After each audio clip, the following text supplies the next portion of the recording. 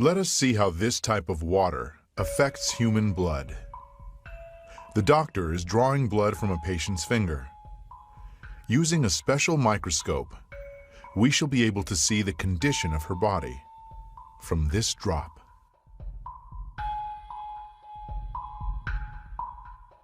These are red blood cells, and they've lost their electrical charge, so they're all stuck together in a formation called a rouleau. Here's a huge symplast. Symplasts are associated with heart disease and arthritis and lung disease and many other conditions that could be coming in the future. The doctor asks the patient to drink a small amount of structured water. After 12 minutes, the doctor again draws blood from the patient and studies it. So you can see that the cells then become buoyant, they become slippery, and they have their electrical charge, so they repel each other.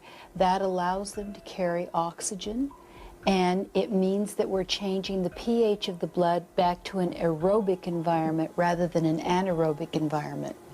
I think that's utterly amazing that just drinking water could do that.